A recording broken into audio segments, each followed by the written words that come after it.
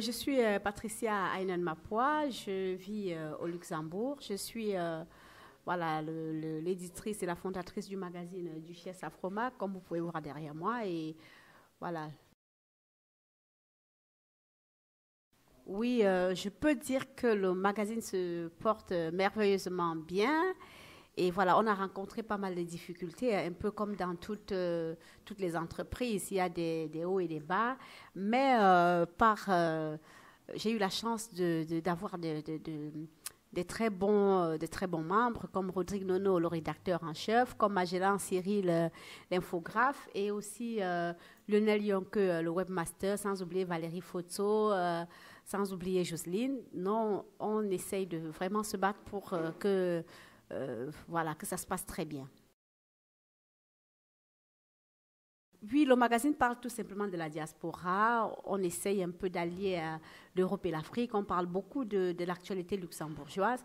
Pour connaître davantage, je vous invite à visiter notre page internet www.duchesseafroma.lu et aussi notre page web qui parle beaucoup de la mode et voilà, qui de temps en temps essaye d'injecter les actualités luxembourgeoises et les actualités de partout dans le monde.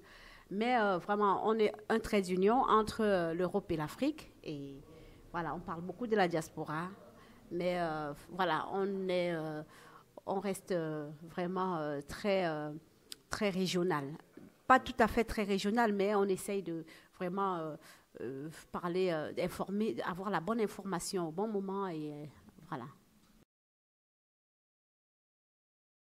Oui, sur le dernier numéro, on voit en couverture Ebenezer Kopombia, qui est un très très grand cinéaste au Cameroun. Et puis, on voit aussi, qu'en parlant de la mode, de l'actualité, Miss Curvy 2018, qui fait la page de notre magazine. Et voilà, dans le numéro, vous allez trouver pas mal d'actualités. Vous allez trouver la page cuisine, la page santé et bien d'autres choses. Et je salue déjà comme ça Ebenezer Kepombia qui, avec son dernier film, enfin, pas film vraiment, mais c'est sa dernière série, La Reine Blanche, qui est suivie par plus de 20 millions de personnes, téléspectateurs dans le monde. Donc vraiment, tu nous as fait honneur, on te dit merci et voilà, continue comme ça. Ben, aux dernières nouvelles, vraiment dans l'actualité comme ça, dans le vent de l'actualité, il y a Camer Lux qui se bat pas vraiment mal. Il y a Fanta qui est d'origine, je crois, congolaise. Et puis Kadi qui est d'origine ivoirienne. Ce sont des gens qui se battent. Et puis, ici au Luxembourg, je suis à Vianden pour l'inauguration d'une maison intergénérationnelle, interculturelle de notre ami Moussa du Sénégal. Donc vous voyez que la diaspora se bat pas mal, ça bouge, ça bouge. Ça bouge du côté du Luxembourg.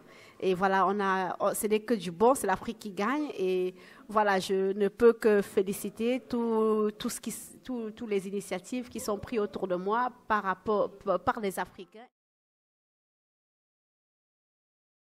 Voilà, au niveau de la culture, je dirais tout simplement que voilà, euh, je suis Duchesse Patricia, connue par tout le monde, et j'ai valorisé dernièrement la culture africaine, la culture camerounaise, la culture bamileke, voilà, en inaugurant le trône que ma grand-mère m'a laissé, en étant Mafo Njoka, qui est le nom de ma grand-mère. Donc voilà, c'est toujours plaisant de pouvoir partager cette culture-là avec les autres, cet aspect culturel avec les autres. Et voilà, entre autres, je suis responsable de l'association Cri du Cœur, qui, dernièrement, j'ai fait une colonie de vacances au Cameroun avec les enfants d'un petit village appelé Bansoa, où voilà, j'ai essayé d'apporter ma pierre à ces enfants, un petit bonheur à ces enfants pendant les vacances, et tout s'est très très bien passé. Donc je veux dire que la culture luxembourgeoise qui est représentée par moi ici aujourd'hui se portait très bien.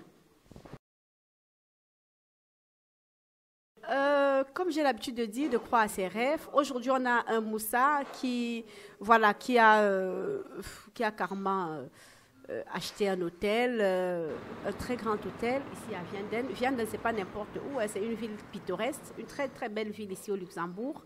Et voilà, qui aurait cru qu'un de mes frères aurait pu avoir quelque chose comme ça ici? Je ne sais pas, mais moi je dis toujours qu'il faut croire à ses rêves et voilà, il faut essayer de se battre et dans le sens positif. Voilà, je reviens encore toujours dans l'actualité du web en disant que voilà, ça ne sert à rien de suivre des gens qui, à longueur de journée, boivent et font des vidéos. Moi, je pense que les jeunes Africains, vous devez vraiment réfléchir à pouvoir apporter quelque chose de positif pour l'Afrique, à pouvoir marquer votre pierre toute blanche et non pas une pierre noire sur la vie et le développement de notre Afrique. Ça ne sert à rien de rester derrière, d'accuser les autres qui n'ont rien fait alors que vous-même, vous pouvez faire des choses. Je pense que chacun à son niveau peut faire des choses positives, sans vulgarité, sans grossièreté, sans vraiment, sans toutefois, je sais pas, vous pouvez faire des choses propres, des choses bien, des choses vraiment qui égayent, qui mettent en valeur l'Afrique propre.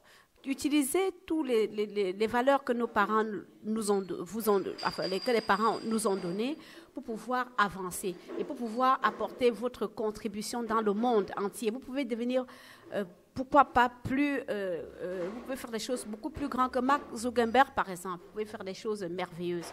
Donc, c'est le conseil que je donne à chaque enfant et chaque jeune Africain aujourd'hui, de pouvoir se démarquer des zones d'ombre pour pouvoir rester dans la lumière. Voilà.